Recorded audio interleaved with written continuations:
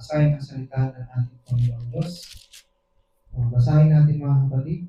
Natin buksan ang ating mga Biblia mula po dito sa Book of Genesis sa Lumang Tipan, chapter 2, verses 26 to 27.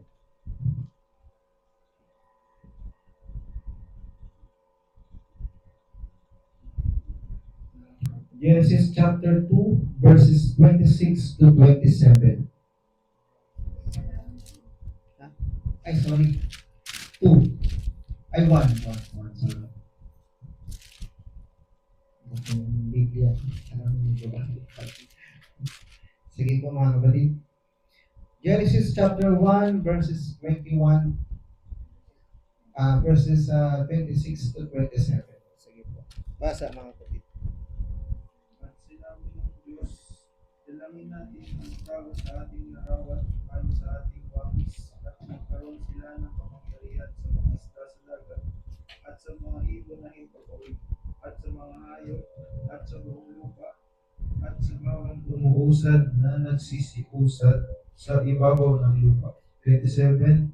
At nilalang ng Diyos ang tao ayon sa kanyang sariling larawan, ayon sa larawan ng Diyos siya nilalang niya sila na lalaki at babae. And then, masunod ng talatang yun, ating buksan ng Genesis chapter 2. Ito na, verse 5. Genesis chapter 2 verse 5. At wala pa sa lupang kahoy sa parang, at wala pang anumang pananim na tumutubo sa parang, sapagkat hindi pa pinauulanan ng Panginoong Diyos ang lupa, at wala pang taong magbukid ng lupa. Amen. So let us pray. Muli, Panginoon, aming dalangin, O God, ang inyong Espiritu Santo na siyang magturo sa aming kalagitnaan, O God, mula sa inyong abalingkod na tatayo sa likod ng pulpitong ito, Panginoon, ay naway maitago niyo lamang po sa likod ng inyong presensya at kayo po ang siyang mangusap, magturo, magbigay ng kapahayagan sa aming mga mapag-aaralan. At naway, Panginoon, anumang mga salitang aming mapag-aaralan, kapahayagan ay maitimo sa aming mga puso, Panginoon, at bigyan niyo rin po kami, O God, ang bawat isa, aking mga kapatid na mga tagapakinig, O God, bigyan mo ng kapahayagan at naway bigyan mo kami, O God, ng kalayaan na ito po ay aming makamit, O God, ang mga kapahayagang hindi mo inihayag sa iba, hindi sa mga pinili mo, Panginoon. Lord, huwag mo hayaan ang kaaway na siya nagbibigay ng kaguluhan ay huwag mong ipahintulot, O Panginoon. Naway ang inyong mga anghel ay inyong ipadala sa bawat sulok ng munting bahay dalanginan na ito, Panginoon, upang kayo po ang siyang maghari. Ito po ay aming dalangin muli sa pangalan ni Jesus. Amen. Samahan po magsipo ang bawat isa, mga kapatid. So muli po sa magandang umaga sa bawat isa. Masaya po ba ang bawat isa, mga kapatid? Amen. To God be praise and be the glory. So sa ating pagkakatagal, at ako po ay nais lang dumako po sa pag-aaral o pagtuturo ng salita ng ating Panginoong Diyos. At inyong ipagpamanhin muli, mga kapatid, kung hindi ko po maitutuloy po muna ang continuation ng topic natin last Sunday patungkol sa Seven Seals. Nais ko lamang po dugtungan po, mga kapatid, yung topic natin last Sunday patungkol po sa the revelation ng two souls doctrine. Na ang kaluluwa po ba ng tao ay dalawa o isa? So hindi naman natin sa inyo, mga kapatid, no, ang katotohanan patungkol doon. No? So sa biyaya at tulong ng ating Panginoon, naway tayo po ay ma-bless sa isang panibagong teksto topic na mapag-aaralan natin ngayong umaga.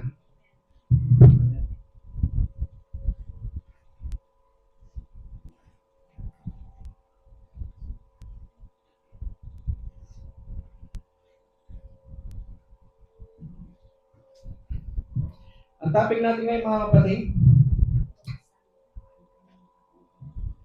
ay masasabi ko may i-connect natin sa naging topic natin last Sunday at medyo may pagkamalalim lang mga kapatid ang mga pag-aaralan natin ngayon. Kahit naniniwala ko na kahit gaano pa ito kalalim, kung ito ay para sa atin, ito po ay ating maintindihan. No, amen? So, ang topic natin for this day is all about the true identity of man. Meron pala totoong identity ang isang tao, no, mga kapatid. O sa Tagalog, ang tunay na pagkakakilanlan ng isang tao. Tama po ba ang Tagalog, mga kapatid? The true identity of man. O sa Tagalog, ang tunay na pagkakakilanlan ng tao, mga kapatid. Ang sabi dito, sa unang katanungan, mga kapatid, how we will know that the true identity, how we will know the true identity of man. Bago ko sagutin, mga kapatid, ayon sa aking mga nahanap, kayo po muna ang aking tatanungin. Based on your own understanding, mga kapatid, how we will know the true identity of man. Magbigay kayo ng isang halimbawa. Paano natin malalaman ang isang mga kapatid? Pagkakakilanlan ng isang tao. Sa unang-una saan? Birth certificate, tama? Sa birth certificate, nakalakda doon, unang-una ay ang pangalan mo, gender mo, ano pa? Age, kung saan ka nakatira, kung saan ka ipinahanap, tama ba? Nanay at tatay mo. Amen? Ano pa ba, mga kapatid? Age ba meron ba? Wala, no? Sorry kasi kakapangalan ko pa ng wala. So, ano pa? Meron pa kayong idadagdag doon, mga kapatid? Bukod doon sa mga nabanggit? Nanay at tatay? So, ito ang mga ilan sa mga nahanap ko, mga kapatid. Tama, kids? In its common understanding, this question refers to a person's name, katulad na bagay natin kanina. Occupation, yung race, ibig sabihin yung pinanggalingan, lahi, or physical appearance. Tama ba? Pero, to be exact, kanina, yung nabanggit na birth certificate. No?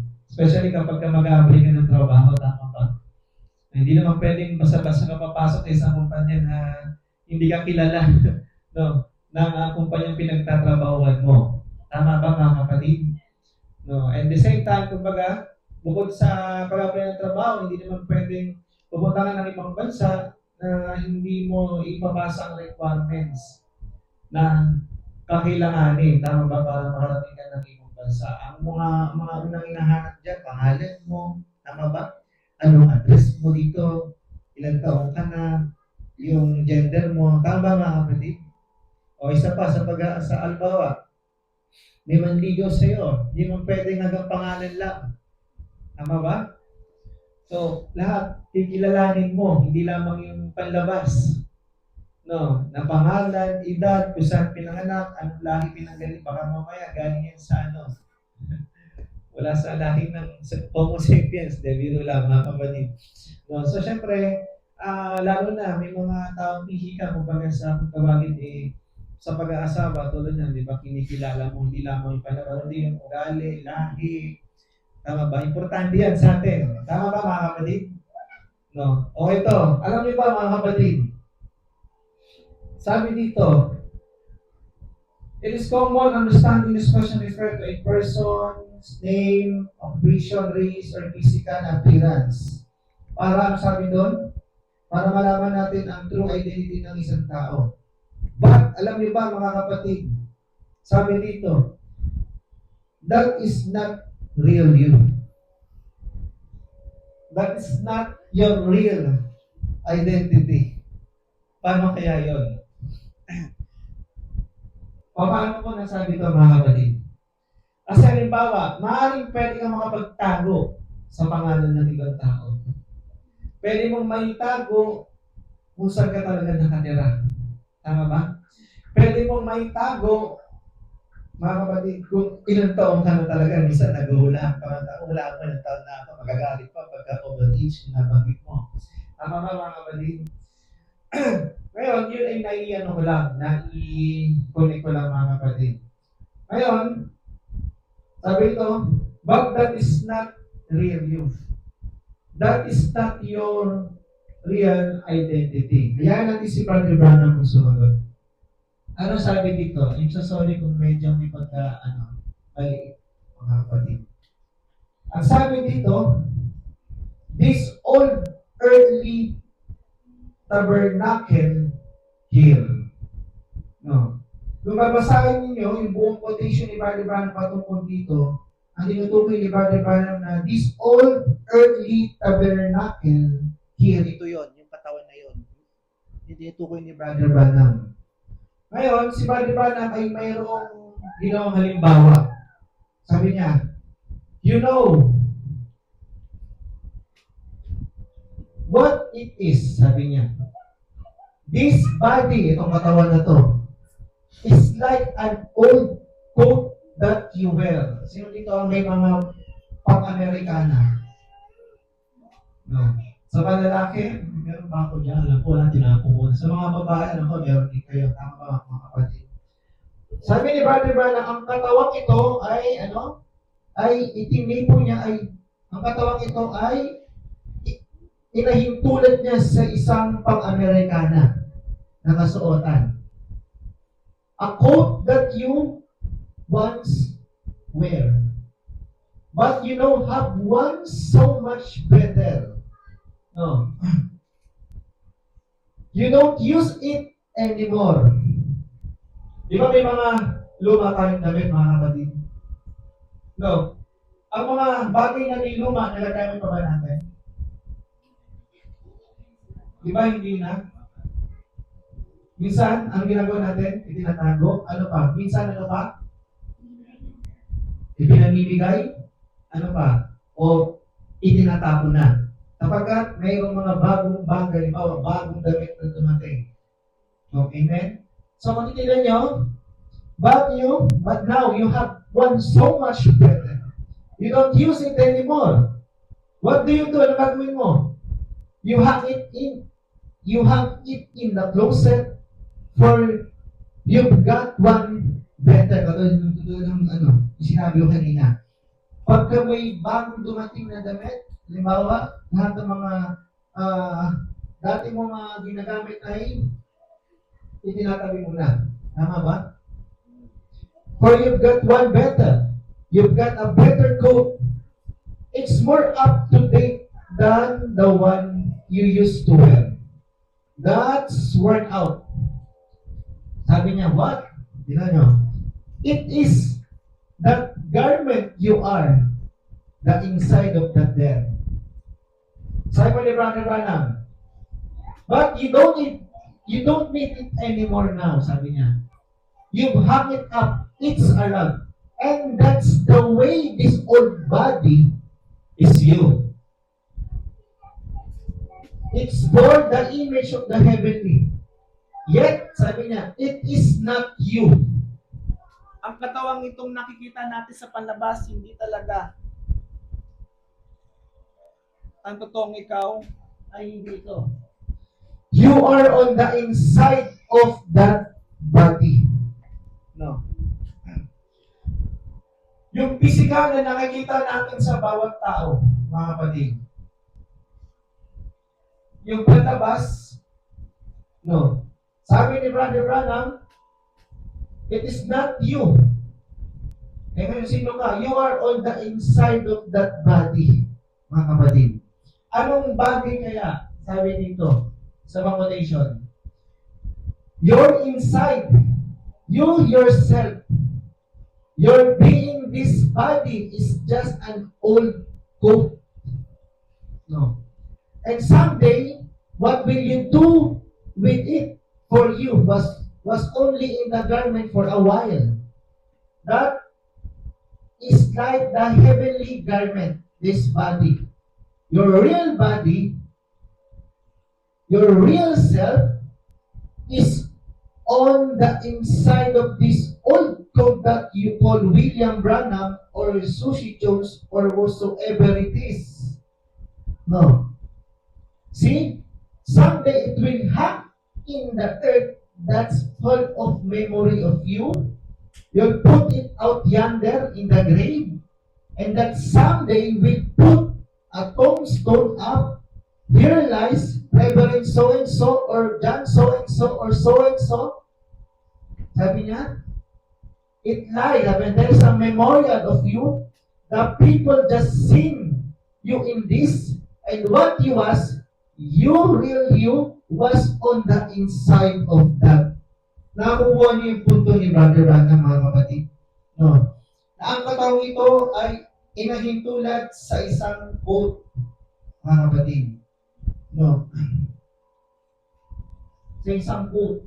Na kung saan, mga kapatid, kapag mayroong bagong dumating, ito ay hindi na nagagamit. Tama ba? No. Maaari ito ay isabi mo na lang o itapon mo na lang, mga kapatid.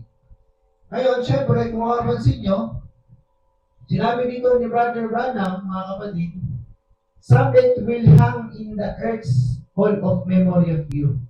You will put it out yonder in the grave. Darating yung araw, tayo ay mamamatay. Tama ba, mga kapatid?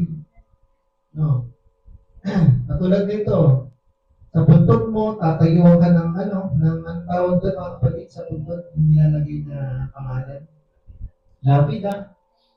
No. So, sabi niya, there's a memory, the people just seen you in this, and what you was, but your real you was on the inside of that, mga kapatid.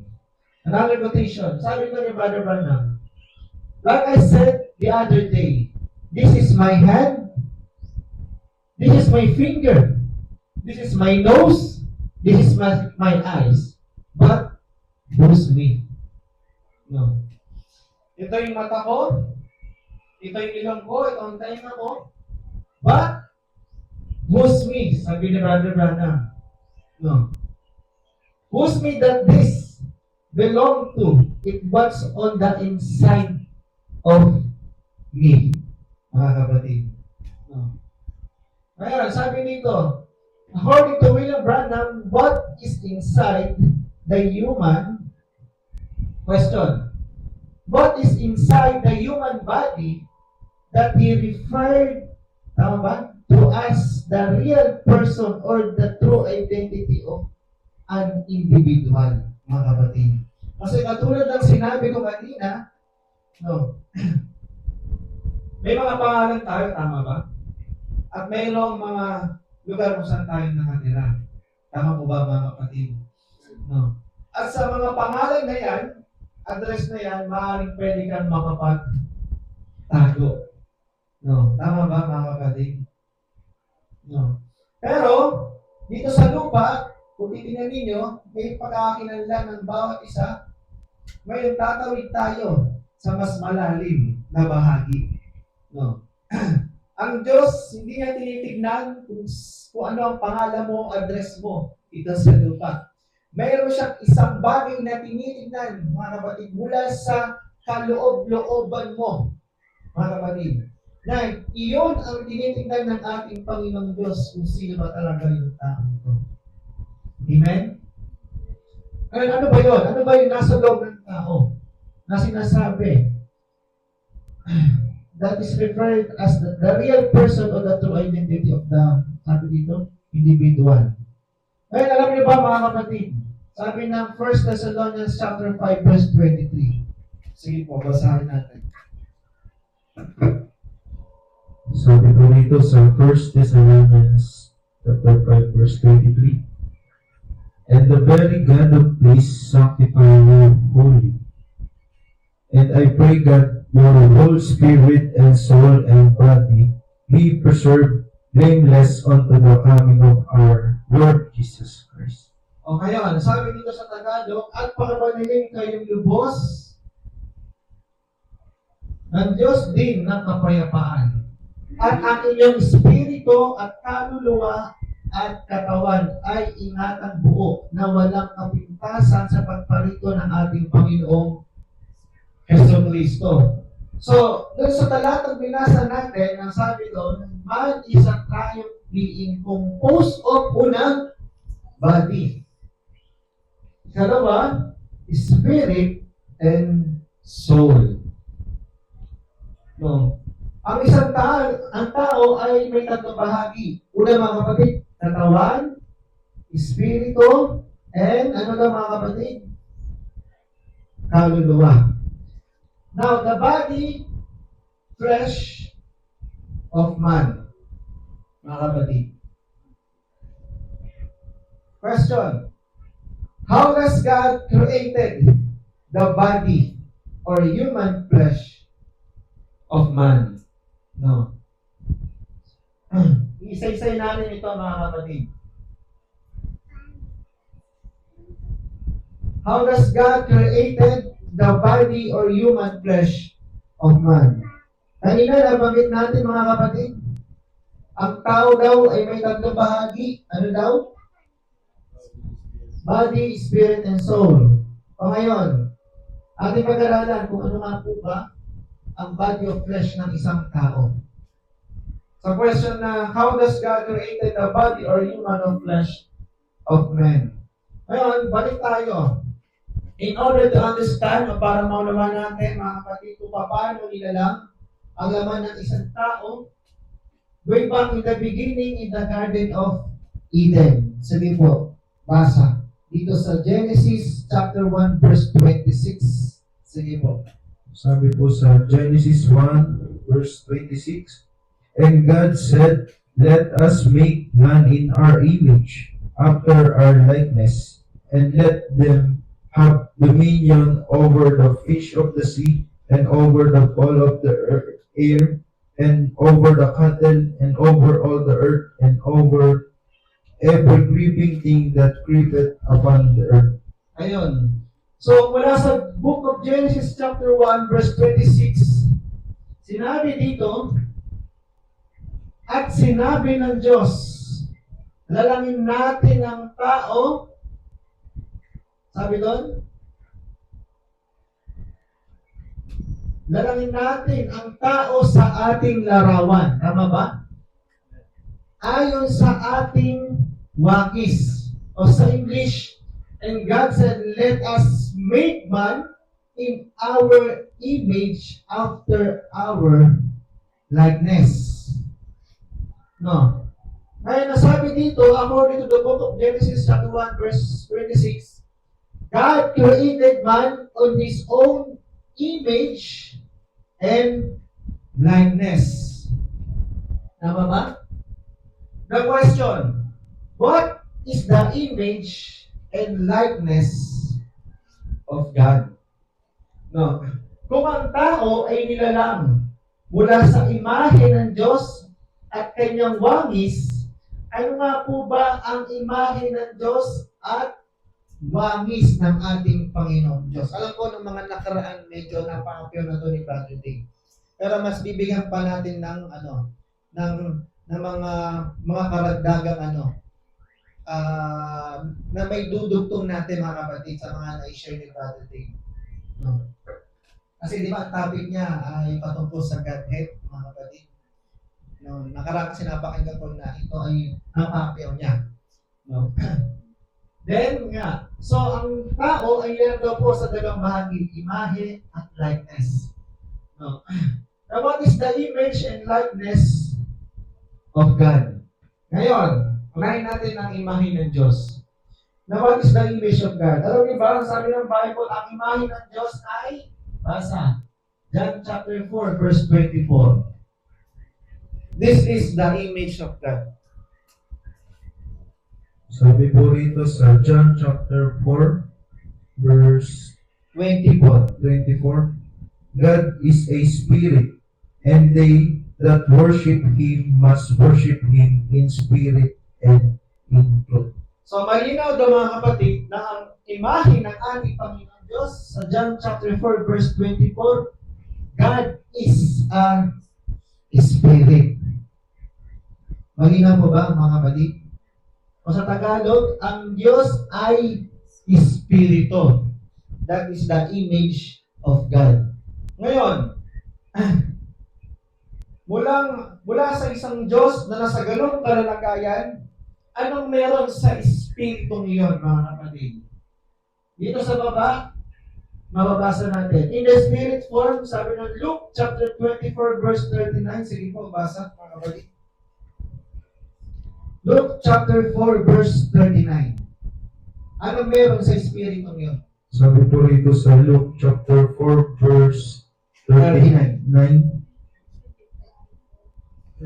24 and 39. 24 and 39. Luke chapter 4 po. Opo.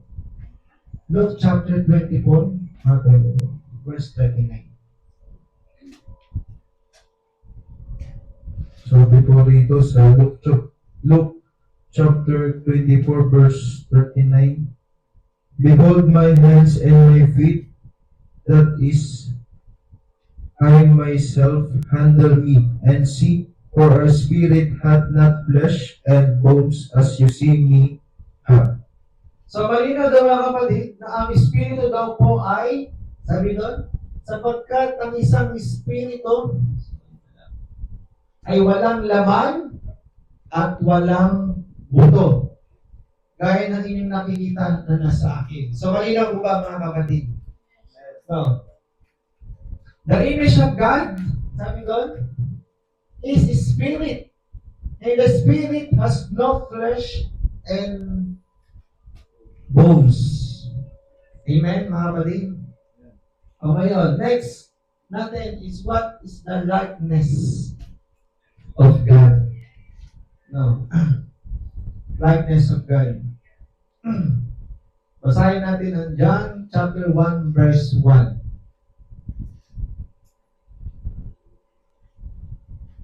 Sabi po sa John chapter 1 verse 1, in the beginning was the Word, and the Word was with God, and the Word was God. So sa Tagalog mga kapatid, nang pasimula daw siya ang berbo. At ang berbo ay sumasa Diyos at ang berbo ay Diyos. Ngayon, kung tatawid tayo sa John chapter 1 verse 14, ang sabi doon, and the Word, sige mo, basa. John chapter 1 verse 14, and the Word was made flesh and dwelt among us, and we beheld His glory, the glory as of the only begotten of the Father, and full of grace and truth. Amen. So, sa John 1:14 sa Tagalog, at sabi nga dito, sabi niya, at nagkatawang tao ang berbo, at tumanga sa gitna natin, at nakita namin ang kanyang kaluhatian gaya ng sa buktong na Ama, puspos ng biyaya at katotohanan. No. Ngayon, ano sabi dito ni Brother Branham, mga kapatid? Sabi dito, para makita natin kung ano ang likeness ng ating Panginoong Diyos. Now, ang sabi dito, God gave Himself birth to this Son, which was before there was even an atom in the or air to make an atom. No. Ano sabi mga kapatid? God gave Himself birth to this Son, which was before there was even an atom. Sino kaya yung anak na tinutukoy niya dito? Anak ng ating Panginoong Diyos na kanyang ipinanganak. No. Sabi nga dito, before there was even an atom. Sabi dito, that was, see, Jesus said, glorified me, Father, with the glory that we had before the foundation of the world. See, way back in yonder, kinunok ni Brother Branham dito sa John 1:1 kasi binasa natin kanina. Now, in St. John 1, he said, in the beginning was the Word. And the first, sabi niyan, and the Word was God. And the Word was made flesh and dwelt among us. God unfolding Himself down to a human being. Now watch how He do it. No. Ano sabi na mga kapatid? God gave birth Himself, birth to the Son. Walang iba kundi ang ating Panginoong Hesus Kristo. Si Kristo, sabi mga kapatid, ay ipinanganak na before the foundation of the world. Sinabi nga dito, before there was even an atom. No. So matotal, si Kristo ay naroroon na.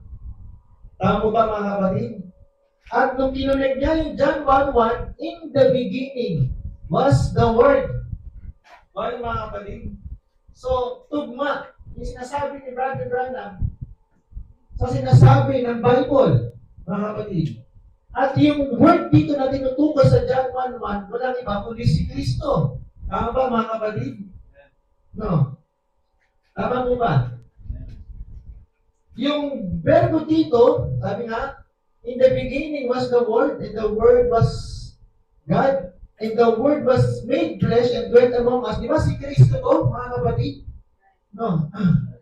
Kaya nasabi ni Brother Branham, yung word na yon na sinasabi na sa pasimula ay ang salita, si Kristo, nagpasimula, naroon na siya before the foundation of the world. Ang ba mga kapatid? Kaya na siya pinanganak, mga kapatid.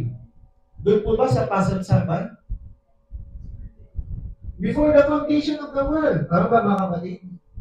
O ngayon, sabi dito ni Brother Branham, now, no one has seen the Father at any time. Totoo naman. Bakit? No one can see God in the bodily form because God is not in the body form. God is a spirit. Tama ba mga kapatid? Hindi mo makikita ang Diyos sa kalalagayan na sa Espiritu. Sapagkat katulad kanina, di ba, nabanggit natin, anong meron ba sa Espiritu? Ang Espiritu ay walang laman at walang buto. Tama ba mga kapatid? So kung nasa ganong kalalagayan siya, hindi mo makikita ang Diyos. Tama ba mga kapatid? No. Because God is not in the body form. God is a spirit. See? Ayun, ano sabi dito? In the great eternal spirit. No. God called His name Lord God. It's in the word of Ela o Elohim. No. Which means the self-existing one. So malinaw ang Diyos ay walang pinanggalingang lahi. Tama ba mga kapatid? Self-existing one. Kusang lumabas.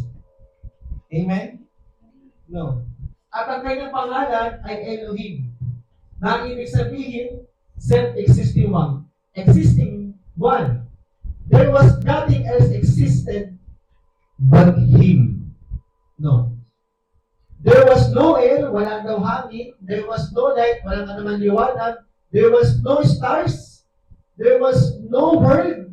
There was no nothing else, but it was God. Mga kapatid. And God alone, Ela Elohim. Now, He made that. Paano mga kapatid? No. Ayan, ano pa sabi dito ni Brother Branham?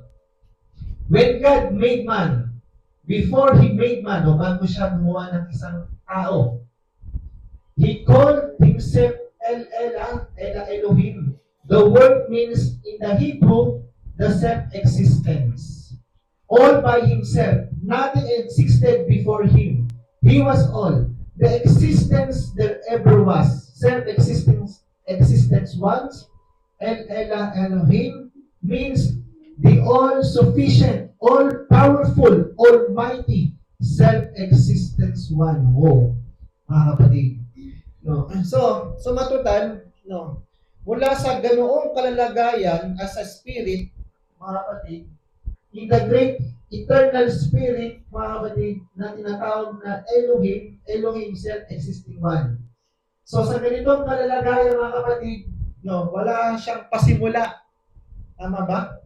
At wala rin siyang wakas.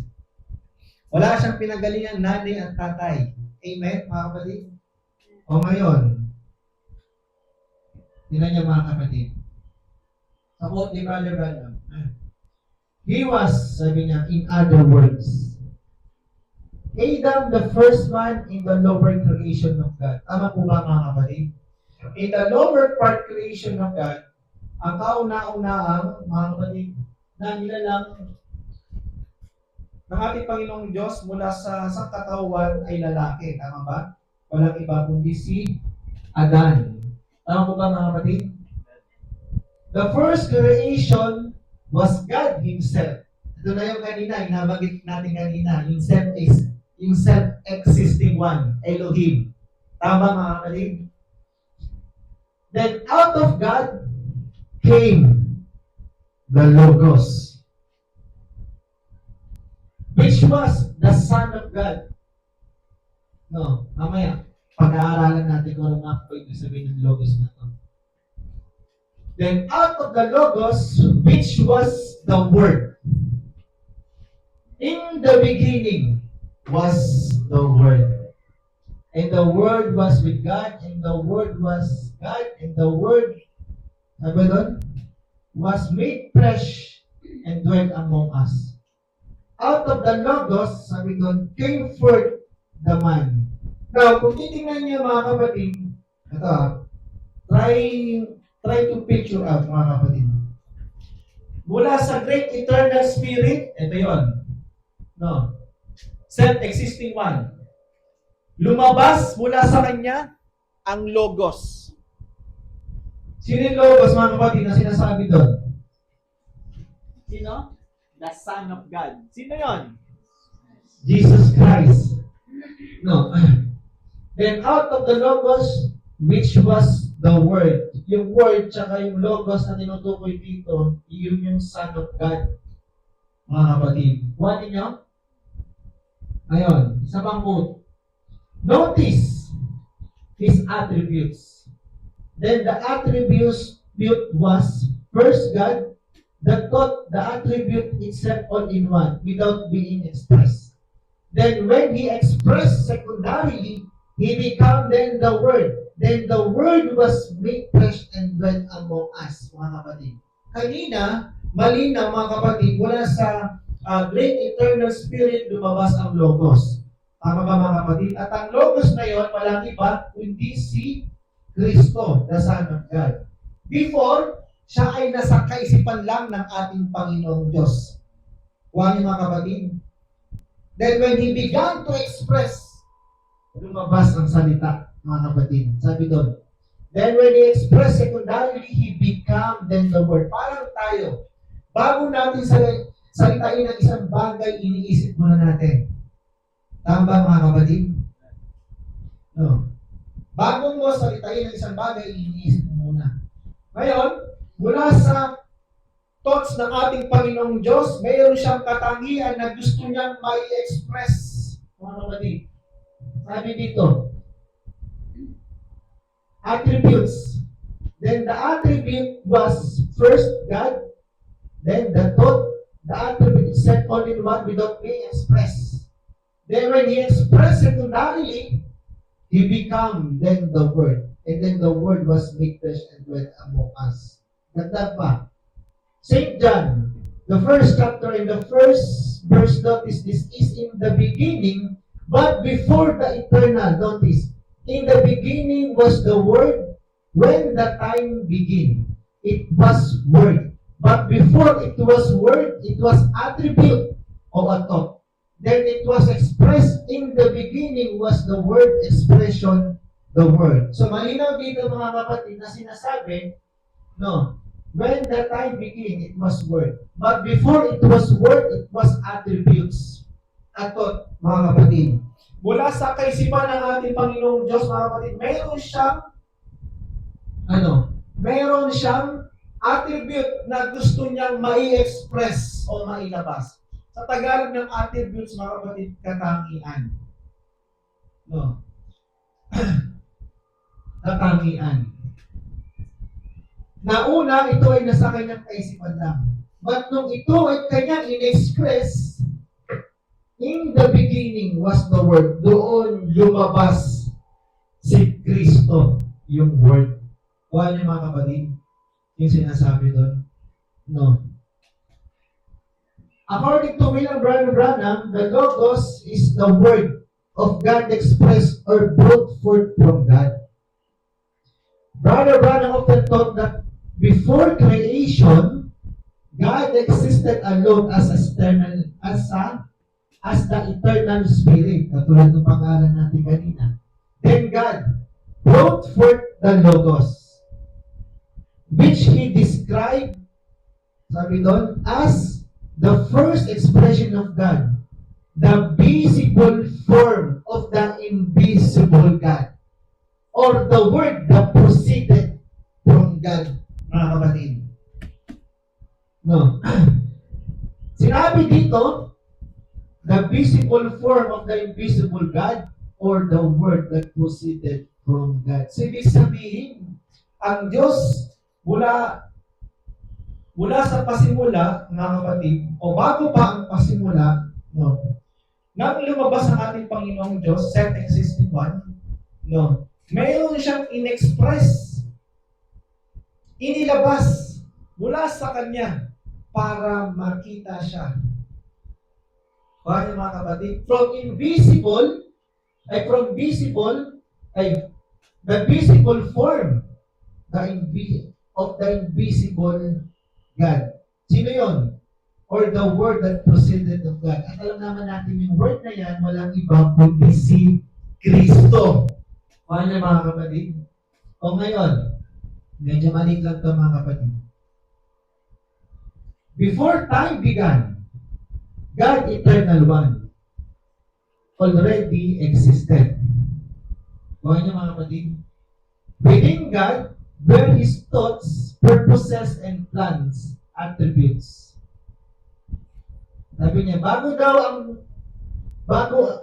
pumasok ang oras, God, the Eternal One, already existed.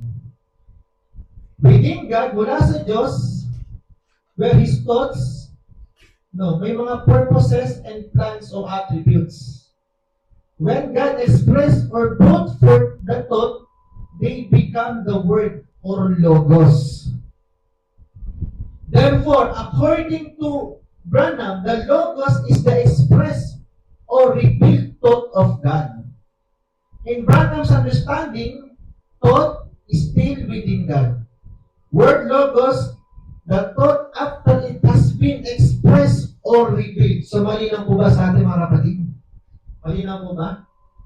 O ngayon, sinabi dito kanina, sa John 1:18, no man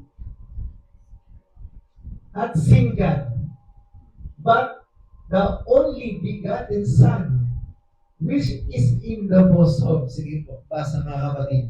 Kaya pala, Sabi po sa John chapter 1, 1:18, verse 18, no man hath seen God at any time, the only begotten Son, which is in the bosom of the Father, He hath declared Him. Noong una mga kapatid, nung nasa denomination pa ako, nababasa ko rin ito, itong John 1:18. Ay walang makapagpaliwanag sa akin, no, na mula sa Great Eternal Spirit, mga kapatid, syempre, malinaw naman, no flesh, no bones, mga kapatid. Tama ba? Pero sa ganong kalalagayan, mayroong isang bukod tanging nakakakita o nakakita sa Diyos, sabi niya. Sabi, walang taong nakakita kailanman sa Diyos. Ang buktong na anak na nasa sinapupunan ng Ama, siya ang nagpakilala sa kanya. O sa English, mas accurate. No one hath seen God at any time, the only begotten Son, which is in the bosom of the Father. No. He had declared Him. Ngayon, sabi dito, in the bosom of the Father means, what does bosom of the Father mean? in the biblical sense, the word bosom does not refer to a literal physical chest. Tandaan natin yung mga kapatid. No. Rather, it signifies place of the closest fellowship, intimacy, and unity. Yun po ang ibig sabihin. No. Hindi daw po patungkol ang bosom sa literal o physical na chest. No. Rather, it signifies a place of the closest fellowship, intimacy, and unity. In this context, when Branham speaks of the Son being in the bosom of the Father, he generally understood it to mean the Son was within God's thoughts, purposes, and revelation, in perfect fellowship and completion unity with Him. Yan po ang ibig sabihin ng bosom, mga kapatid, na hindi po literal na chest, kundi nagsisignify it is a place of closest fellowship.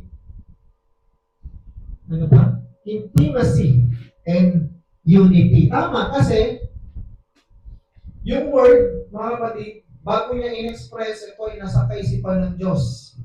Tama, mga kapatid? No. So, walang ibang makakita talaga sama, kundi ang anak. Kasi ang anak, kasama ang Ama. Kaya nga sinabi ng Bible, in the beginning was the Word. And the Word, si Christ, was with God. Pero hindi ibig sabihin, dalawa yun mga kapatid, iisa lang sila. No. Ngayon, Psalms chapter 2 verse 7, ang Diyos ay nanganak. Sige po.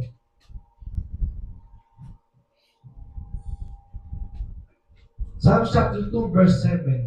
Sabi po rito sa Psalms chapter 2, verse 7, I will declare the decree. The Lord hath said unto me, Thou art my son, this day have I begotten thee.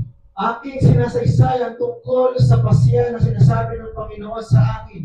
Ikaw ay aking anak, sa araw na ito ay ipinanganak kita. Nanganak pala ang Diyos, mga kapatid. Nanganak ba ang Diyos? Tama. Nanganak. No. Pero katulad ba ang ngunit ang panganak ba ng ating Panginoon Diyos ay katulad ng panganak ng isang babae? Sabi dito, Thou art my son, this day I have begotten thee. According to William Branham, this is not mean that God gives birth in a physical way as a human beings do. No. Kasi muna, ang Diyos ay Espiritu. Mahal mga kapatid, walang laman, walang buto. Tama ba? God has no flesh and blood. God does not have physical wife. No, wala rin siyang asawa para manganak siya, mga kapatid. Tama ba? Nag-iisa nga lang siya eh. Tama ba? Self-existing one. No, walang araw, walang bituin, walang bulalakaw, walang atom, etc. No, the word begotten does not mean a physical act of reproduction by God. But the Son came forth from God as His express word logos, not as the result of a physical birth. In the general Christian understanding, in the word begotten in Psalms 2:7 refers to the Son unique relationship with God and His appointment or manifestation as the Son rather than the literal human birth. So, yun po yung sinasabi doon. So, malinaw po ba mga kapatid? Not as the result of physical birth. No. Kung bakit niya ipinanganak yung word o yung logos, mga kapatid. So, malinaw po ba? Therefore, if someone asks, does this day have I begotten thee, mean that God gave birth? Branham answer would be no. It does not mean that God physically gave birth as human do. God is a spirit. The expression refers to the Son, divine origin and manifestation from God, not to physical act of reproduction. So malinaw po ba mga kapatid? No. Ngayon, when did God beget the Son and when was this brought to fulfillment. Basahin natin. Proverbs chapter 8 verse 23 to 30. Isa-isahin natin mga kapatid. Sabi po rito sa Proverbs chapter 8, Verse verse 23 muna. 23. I was set up from everlasting, from the beginning or over the earth was. 24. When there were no depths, I was brought forth. When there were no fountains abounding with water. O, sa Tagalog, sabi dito, ako'y nalagay muna noong araw mula nang walang pasimula, bago nilikha ang lupa. Ako'y nailabas ng, wala pang mga kalaliman, wala pang mga bukal na sagana ng tubig. Sige po, 25. 25. Before the mountains were settled, before the hills was I brought forth, while as yet he had not made the earth, nor the fields, nor the highest part of the dust of the world. Sa Tagalog, sabi dito, bago ang mga bundok ay nalagay, bago ang mga burol ay ako'y nailabas. Malinaw po ba mga kapatid? Samantalang hindi pa niya nilikha ang lupa, ni ang mga paraman, ni ang pasimula man ng alabok ng sanlibutan. Sige po, 27 and 27. When he prepared the heavens, I was there. When he set a compass upon the face of the depth. 28. When he established the clouds above, when he strengthened the fountains of the deep. 28. Sa Tagalog, nang kanyang ilatag ang langit, nandoon ako.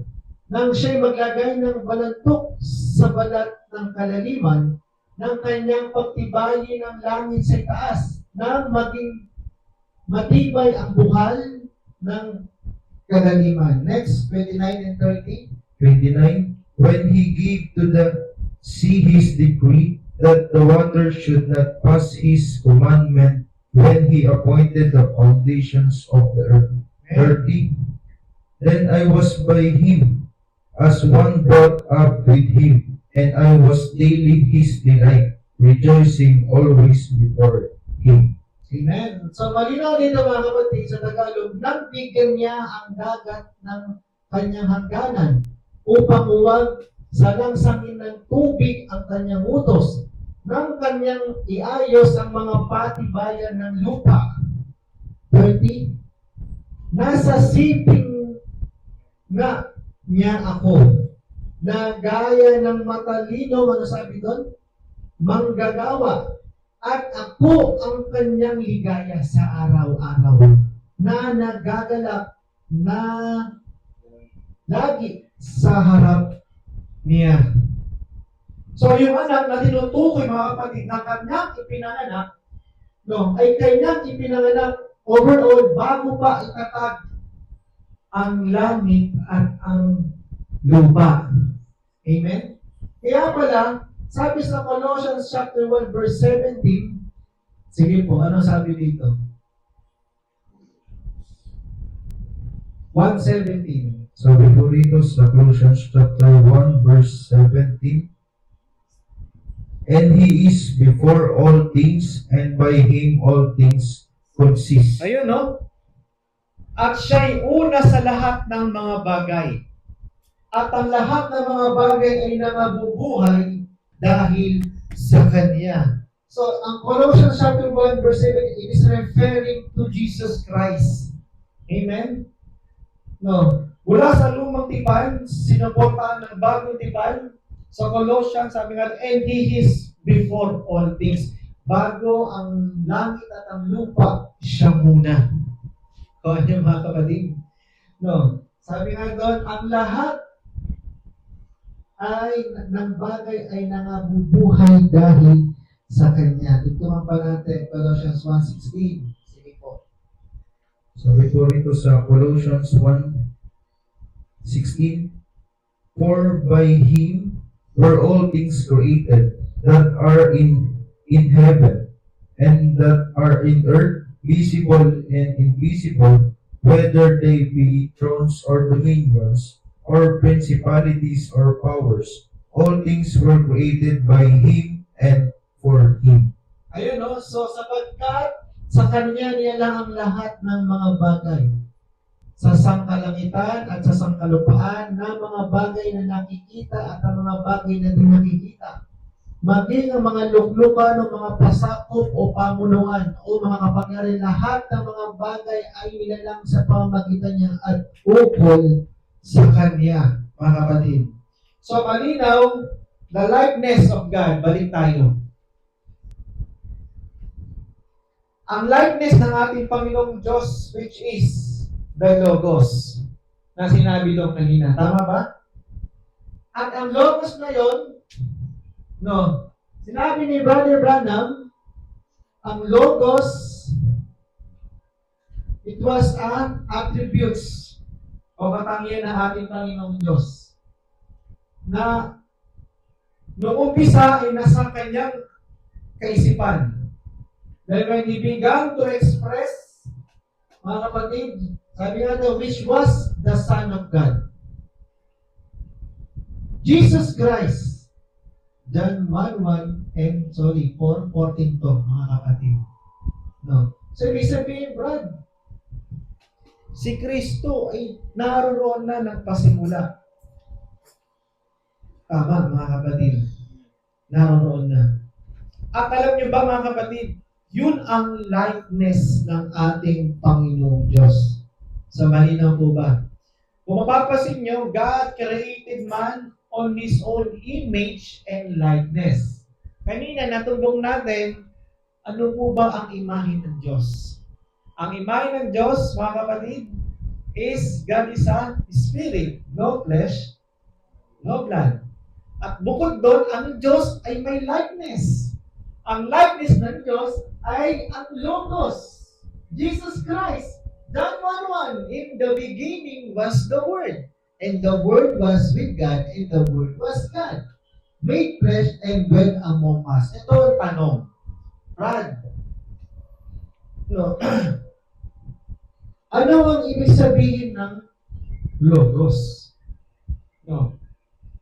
Alam niyo ba ang Logos, ang sabi dito, and now, sorry, medyo maano lang, medyo malikal. Sabi dito, and now the Logos that went out of God. Ito yung nabanggit natin kanina, tama ba? No. Which was the Logos. All this being formed into a body shape. So, mali na mga kapatid. No. Ang Logos is a human body shape. No. Kaya pala, no. May likeness, kumbaga, kung makapansin niyo mga kapatid, ito mamaya, may dudugtong natin ito. Hindi magagawa o hindi mauhulma ang katawan ni Adan kung walang pinaggayahan. Tama kapatid? Saan siya Saan siya ginaya? Sa likeness ng ating Panginoong Diyos.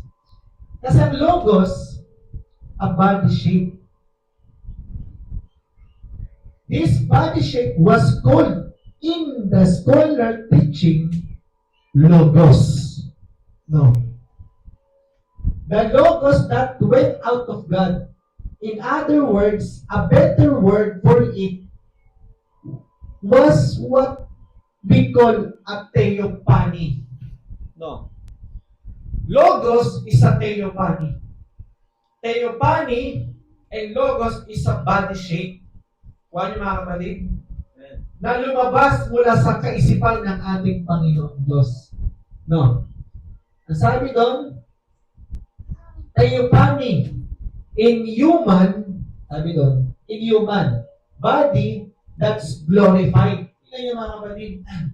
Logos, theophany, human shape, mga kapatid, glorified body, ang tawag doon.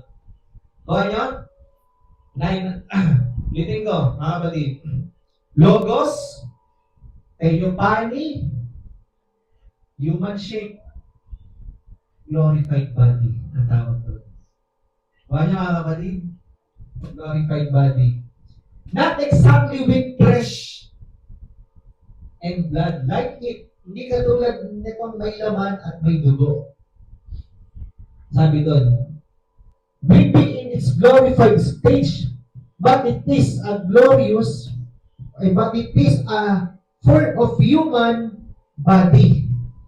Katawan na doesn't eat, hindi kumakain. Neither does it drink, hindi rin umiinom. No. Body, and that's kind body that, sabi doon, God was.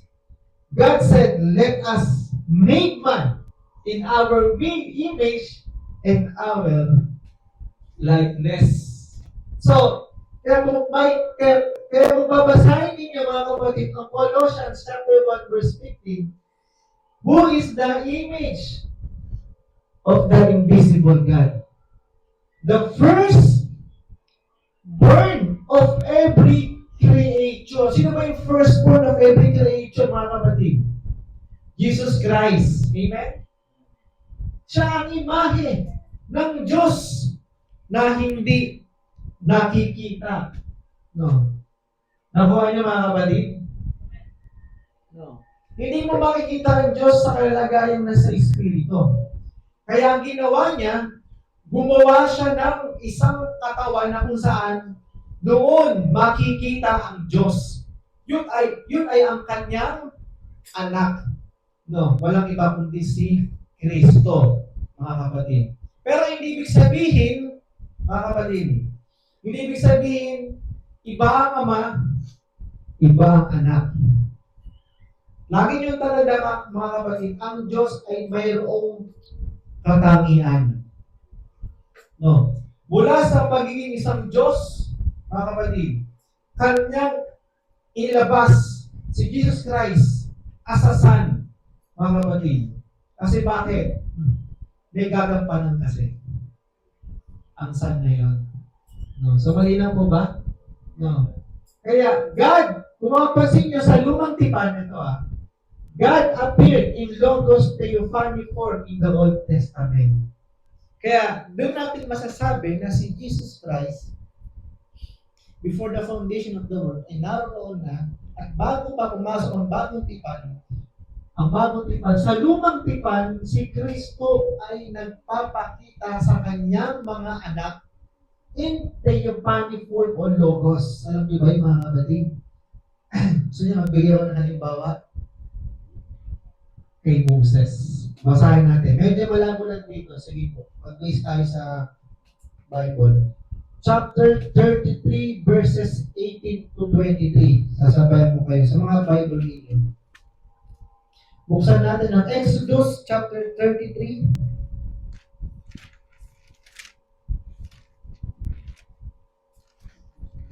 Verses 18 to 23. Anong sabi doon? Sige po. Say natin. Sa Binang Banyaga muna. Sabi po rito sa Exodus chapter 33, verse 18, and he said, I beseech thee, show me thy glory. Sa Tagalog, pansinin niyo mga kapatid. At sinabi doon ni Moses, ipakita mo sa akin, idinadalangin ko sa iyo ang iyong kaluwalhatian. 19. And he said, I will make all my goodness pass before thee, and I will proclaim the name of the Lord before thee, and I will be gracious to whom I will be gracious, and will show mercy on whom I will show mercy. Sabi sa 9, at kanyang sinabi, aking papangyarihin ang aking buong kabutihan sa harap mo. At aking itatanyag ang pangalan ng Panginoon sa harap mo. At ako'y magkakaloob ng biyaya sa kanino mang aking ibig pagkalooban. At ako'y magmamaawain sa kanino mang aking ibig kaawaan. 20. And he said, Thou canst not see my face, for there shall no man see me and live. At kanyang sinabi, hindi mo makikita ang aking mukha, sapagkat hindi maaaring makita ako ng tao at mabuhay. Sige po, 21. 21. And the Lord said, Behold, there is a place by me, and thou shalt stand upon a rock. At sinabi ng Panginoon, narito, may isang dako sa tabi ko, at ikaw ay tatayo sa ibabaw ng batong iyan. 22. 22. And it shall come to pass, while my glory passeth by, that I will put thee in a cliff of the rock, and will cover thee with my hand while I pass by. At mangyayari na samantalang ang aking kalahatian ay tumadaan, na aking ilalagay ka sa isang bitak na bato, at tatakpan kita ng aking kamay hanggang sa ako'y makaraan. 23. 23. And I will take away my hand, and thou shalt see my back parts, but my face shall not be seen. Tingnan niyo mga kapatid, sa 23. At aking aalisin ang aking kamay, at iyong makikita ang aking likod. No. Ano sabi doon? Makikita ni Moses ang likod ng Diyos, nadagwat ang aking mukha ay hindi makikita. Minsang hiniling ni Moses sa Diyos na magpakita ka sa akin. Pero hindi pinahintulot ng Diyos ipakita ang kanyang mukha. Dahil yung katawang yon ay hindi pa nararapat ihayag sa panahon na yon. Kuha niyo mga kapatid, may nakatakdang panahon kasi. Tama ba mga kapatid? No. Ngayon, nung dumaan ng Diyos, mga kapatid, hindi nga nakita yung mukha. Anong nakita ni Moses? Likod, back part. So ibig sabihin, in the beginning, ang Diyos ay mayroon ng katawan. Paano niyo mga kapatid? That is the Logos. Theophany. Jesus Christ, the Son of God. Mga kapatid. So malinaw po ba mga kapatid? No. Bagamat ang Diyos ay nasa espiritong kalalagayan. No. Pero gumawa siya ng isang katawan in the beginning, mga kapatid. Na bakit siya gumawa ng katawan? No. May mga purpose kasi. Tama ba? Bukod sa ang katawang yon, sabi nga ng Bible sa Book of Revelation, the Lamb slain before the foundation of the world. Tama ba mga kapatid? No. One of the reason yung katawang yon ang gagawing ang gagamitin ng ating Panginoong Diyos para maipagtubos ang tao sa pagkakasala. Pangalawa, mga kapatid, ang katawang din iyon ang gagamitin sa paglalang ng tao. Kaya nga, let us make man in our image and likeness. As, ibig sabihin, hindi dalawa ang Diyos, Ama, Anak. As means plurality in attributes. No, hindi sa person. Hindi iba ang hindi sa bukod ang Ama at Anak. Sabihin attributes, katangian. Kasi alam nyo ba, mga kapatid, posible naman sa tao. Kung sa tao, posible na kausapin ng kanyang sarili, ganoon din ang Diyos. Ang kausap ng ating Panginoong Diyos sa paglalalang, let us make man in our image and likeness, yun din ay ang kanyang sarili. Kuha niyo mga kapatid. Kaya, before the foundation of the world, kaya doon, mga kapatid, malinaw sa atin na si Kristo naroon na before the foundation of the world. Amen? Siya yung katuparan ng John 1:1. In the beginning was the Word, and the Word was with God, and the Word was God. Tama mga kapatid? At yung Word na yon, yung verbo na yon, nagkatawang tao dito sa lupa. Para itubos tayo sa ating pagkakasala. Amen?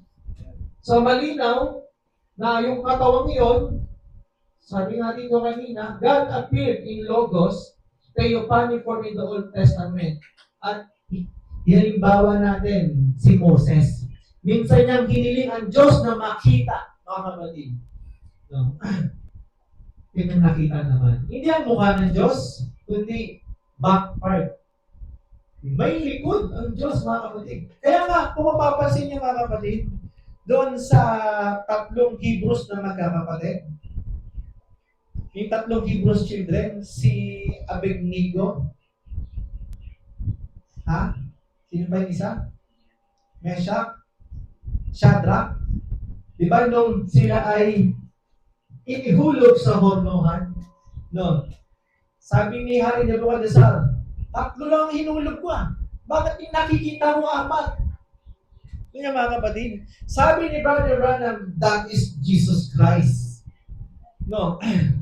Tatlo yung nakikita niya that time. Ay, apat yung nakikita ni Hari Nebuchadnezzar, samantalang tatlo na sila yung hinulog dun sa naglalagablag na hurluhan. Basahin niyo mga kapatid. Di ba nung last Wednesday, yun ang topic ko? Sino yung mga nandito nung Wednesday? Tama ba mga kapatid? No. So, pangatlo kasi, nayalimbawa ko yung kinano. Moses saw God but his backward only. Ito naman, tawid tayo kay Abraham. Sige po. Basahin natin dito sa Genesis chapter 18 verse 1 to 9. May pagkakaba ng mga kapatid. Ano sabi dito? Sa 1 muna. Genesis chapter 18 verses 1 to 9. Sige po. Sabi ko rito sa Genesis chapter 18 verse 1. Verse 1. Sige po. And the Lord appeared unto him in the plains of Mamre, and he sat in the tent door in the heat of the day.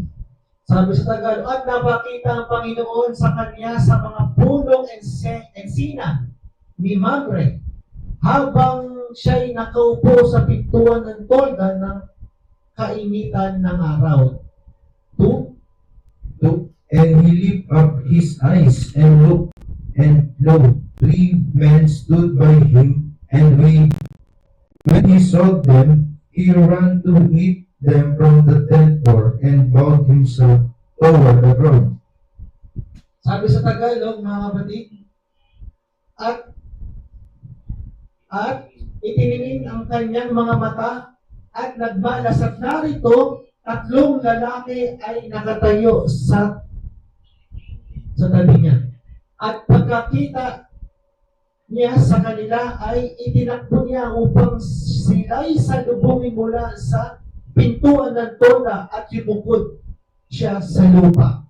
Next. 3. And said, My Lord, if now I have found a favor in thy sight, pass not away, I pray thee, from thy servant. At nagsabi, Panginoon ko, kung ngayon nakasumpong ako ng biyaya sa iyong paningin, ay ipinamamanig ko sa iyo na huwag mong lagpasan ang iyong lingkod.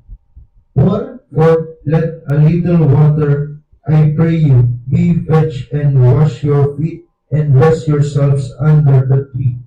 itulot mong dalhan kayo nito ng kaunting tubig at maghugas kayo ng inyong mga paa at mga pahinga kayo sa lilim ng kahoy.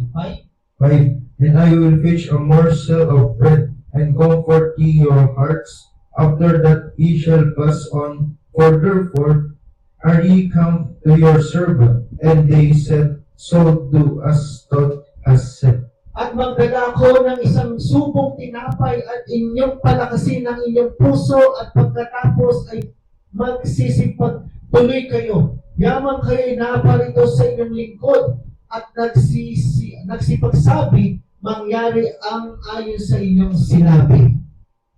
6. 6. And Abraham hastened into the tent unto Sarah and said, Make ready quickly 3 measures of fine meal, knead it, and make cakes upon the earth.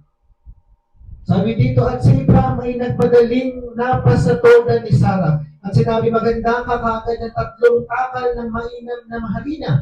Iyong tabayin at gawin mong mga munting tinapay. 7. 7. And Abraham ran unto the herd, and fetched a colt tender and good, and gave it unto a young man, and he hastened to dress it. Sabi dito mga kapatid, at tumakbo si Abraham sa bakahan at nagdala ng isang bata at mabuting buya at ibinigay sa alipin at siya'y nagmadali upang lutuin. And he took butter and milk and the colt which he had dressed, and set it before them, and he stood by them under the tree, and they did eat. Sabi dito, at siya'y kumuha ng mantekilya at ng gatas at ng buyang niluto niya at inihain sa harapan nila, at siya yung tumayo sa siping nila sa ilalim ng punong kahoy at sila'y nagsikain. 9. And they said unto him, Where is Sarah thy wife? And he said, Behold, in the tent. Ayun, sige po, doon po muna mga kapatid. Kung mapapansin niyo mga kapatid, sabi nito ni Brother Branham, and if you notice, it wasn't the angel of the Lord here. It said, and the Lord, capital Lord. It was not an angel. Diba? Doon sa binasa natin kanina, may tatlo siyang nakita, sabi dito, Amen. Tama ba? Stood by him. Tama ba mga kapatid? Sa Tagalog, narito tatlong lalaki ay nakatayo sa tabi niya. No. At anong ginawa ni Abraham? At pagkakita niya sa kanila ay tinakbo niya upang sila ay salubungin mula sa pintuan ng tolda at yumukod siya sa lupa. Ngayon, yung yumukod siya sa lupa, ibig sabihin, sumamba siya, ang sabi doon, Panginoon ko. No. Panginoon ko. O, sa English, mga kapatid, my Lord. Kaya sabi nito ni Brother Branham, no, it wasn't, and if you notice, it wasn't the angel of the Lord here. No. It said, and the Lord, capital Lord. It was not an angel. It was God. Sa tatlong yun, mga kapatid, no, sabi doon, my Lord. Sabihin, mayroon siyang kinakausap sa tatlong yun. No, isa lang, mga kapatid. At ang isang yun, hindi po anghel. It was not an angel. It was God. It was a theophany in a man. In the form of God, like appeared to Abraham back in the wilderness and looked like a man. So therefore, being messenger, he was, mga kapatid.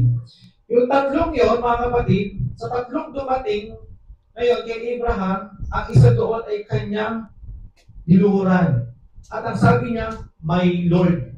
No. Sabihin, sa ibang quotation ni Brother Branham, yung dalawa doon, anghel. Yung isa doon, ang Diyos, mga kapatid. Na bumaba at, nakipag-usap kay Abraham. Mamaya, tatawid tayo sa bagong tipan. Kasi, even ang mga Paracelso-Duceo, nakulat sila. Ang sabi nila kay Kristo, wala ka pang 50 years old, nakita mo na ang aming ama. No, doon natin yun, ikaw ulit. Kasi, sa lumang tipan, si Jesus Christ ay nakipagtagpo kay Abraham. Kasama ang dalawang anghel. Kaso nga lang, no, sa katawang, sabi doon, sa katawang theophany naman, in the form of God, like appeared to Abraham back in the wilderness. Sabi mo dito ni Brother Branham, do you believe that God that made this promise, that did appear himself in the book of Genesis and appeared to Abraham and performed that miracle? That same God was made flesh, human flesh, born of a virgin. That was a theophany there, of course. But then when he came in the human flesh, and was the same man and performing the same thing, mga kapatid.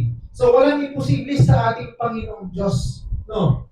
Kaya niyang bumaba dito sa lupa, makipagtagpo sa kanyang mga anak in the form of body, human. Amen? At bukod doon, pasin ninyo, bukod doon, maaari din siya makipagtagpo sa kanyang anak sa pamamagitan ng tinig lamang. Tama ba? In burning bush, kay Moses. Tama ba, mga kapatid? At bukod doon, hinilingan ni Moses na Panginoon, pakita ka sa akin yung alam, hindi niya pinakita yung kanyang mukha. Ang nakita ni Moses, backward. Ang reason, pag nakita niya kasi yung mukha, mga kapatid, alam naman natin na si Jesus Christ ang fulfillment ng kanyang paghahayag dito sa mundo ay sa panahon ng bagong tipan. Tama ba, mga kapatid? O ngayon, in the New Testament, kaya ito na yun, ito yung sinasabi ko. Jesus saying, your father Abraham rejoiced to see my days. Kaya nga sabi dito, John 8:56-59, ako na lang magbabasa. Sabi dito, nagalak ang inyong amang si Abraham na makita ang aking araw. At nakita niya at natuwa. Mga kapatid, sino yung nangungusap dito? Si Jesus Christ. Sino yung kanyang mga kausap?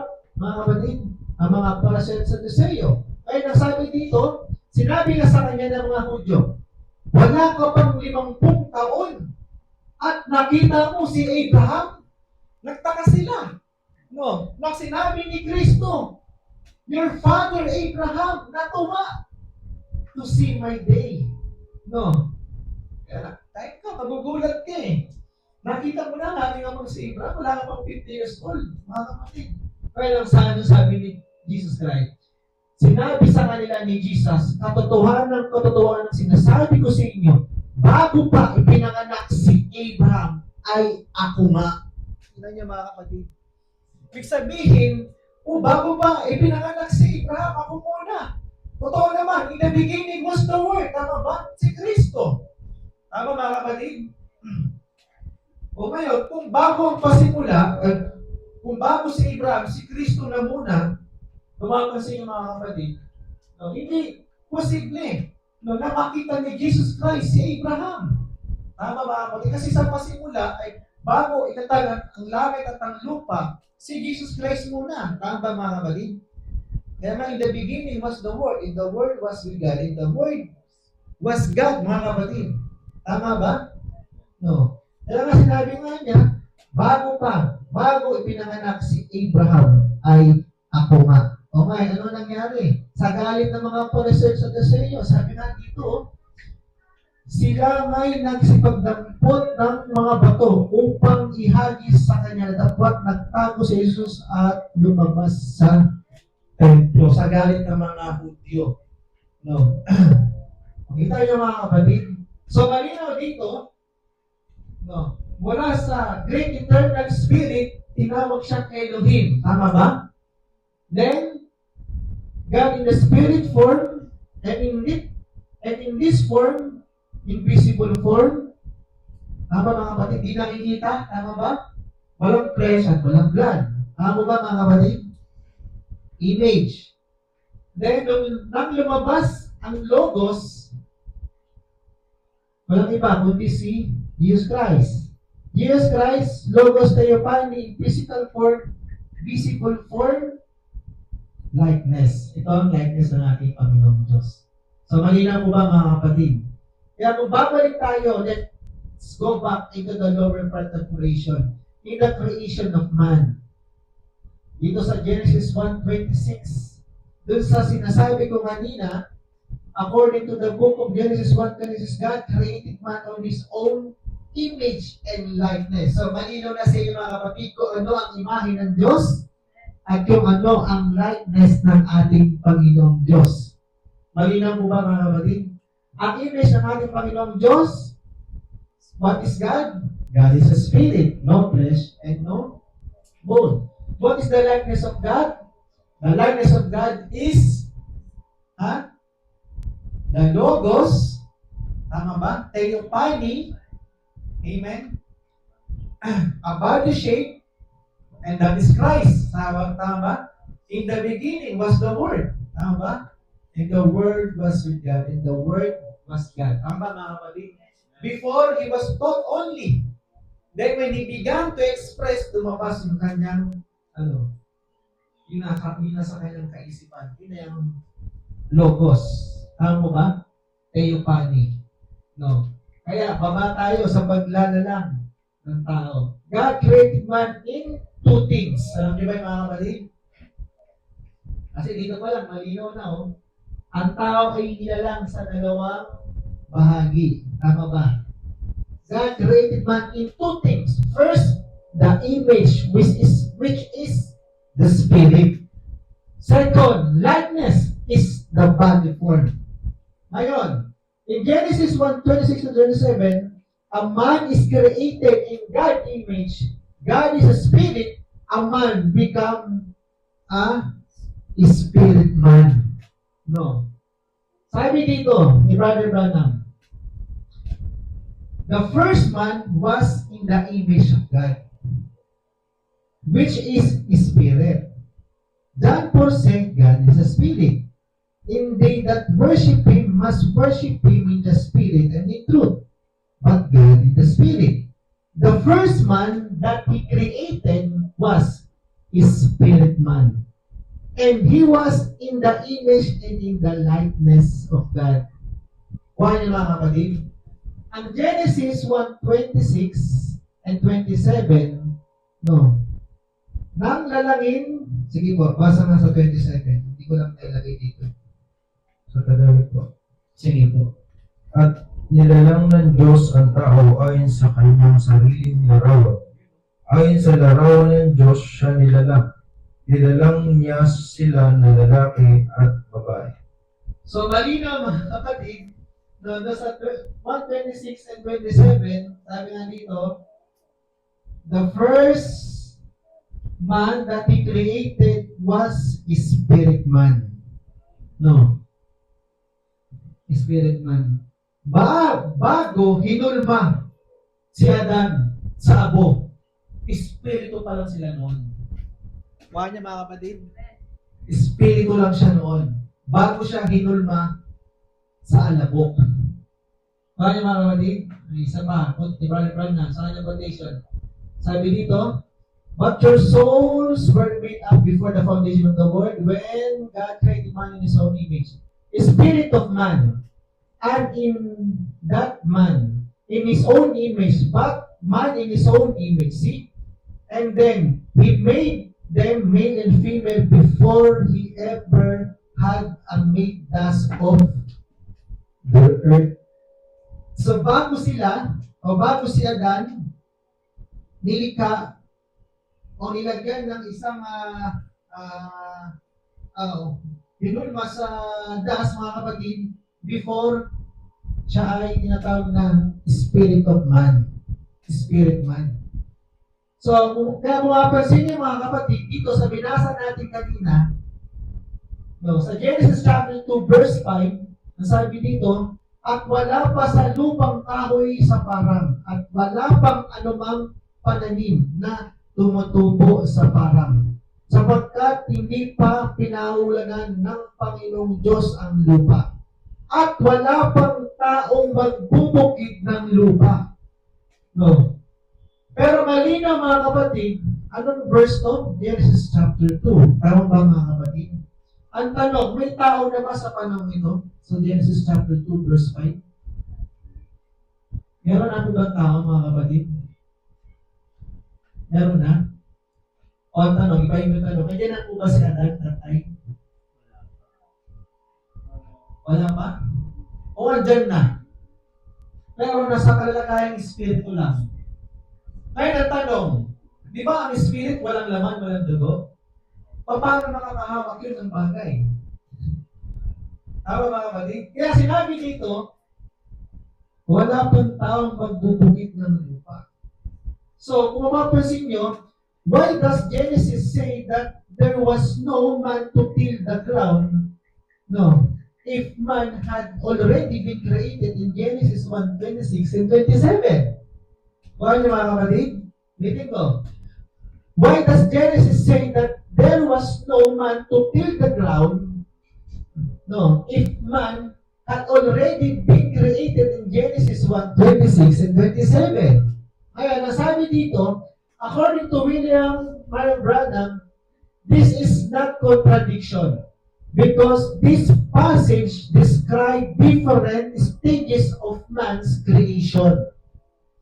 According to him, Genesis 1:26-27, God created man as a spiritual being. Man did not yet have a physical body formed from the dust of the earth. Kaya mga kapatid, no.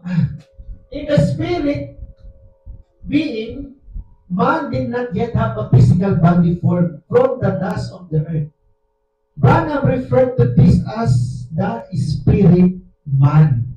Kaya mga kapatid. Kaya, sa Genesis 2 verse 5, ito na. Mga kapatid. There was not yet man on the earth who could till the ground or govern the physical world. Although the spiritual man had already been created, man had not yet been manifested in a physical form.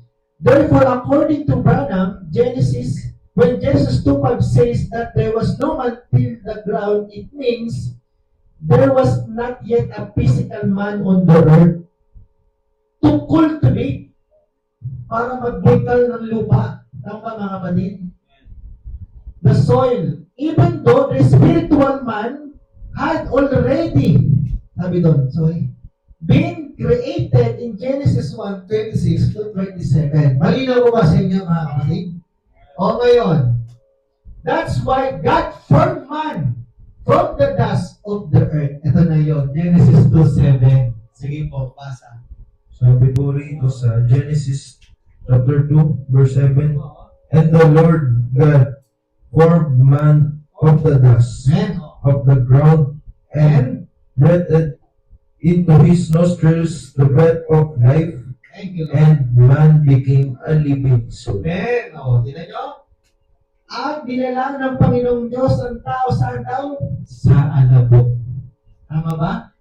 Ng lupa. At pagkatapos niya gulmahin ang katawan ni Adan sa lupa, binigyan ng kanyang, at sabi niya, hiningahan ng kanyang mga butas ng ilong ng hininga ng buhay. Ang tao'y naging kaluluwang may buhay. So, malinaw po ba sa inyo mga kapatid? No. Kaya, ang tao ay may tatlong bahagi. Espiritu, laman, at kaluluwa. Saan mo mabasing kaluluwa? Ito, no? Kaluluwang buhay. Nung, diba, una spirit, tapos naghulma siya ng katawan sa lupa. Then, ang sunod, hininga ng kanyang mga butas ng ilong na hiningang may buhay. No. O sa English, and breath into his nostril the breath of life, and man become a living soul. Yung sinasabi dito na breath into his nostril, the breath of life, that is our soul. Kaya kapag ang kaluluwa, umiwalay sa katawan, mamamatay. Tama mga kapatid? No. Andun yung espiritu, andun na yung laman.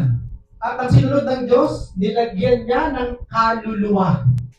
So, malinaw po ba sa atin mga kapatid? Kaya naging a living soul.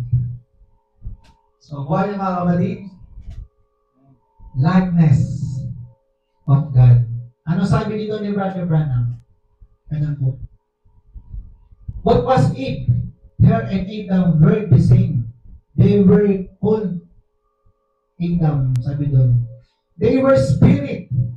When he found man the first time, he made him in his own image. And God is a spirit.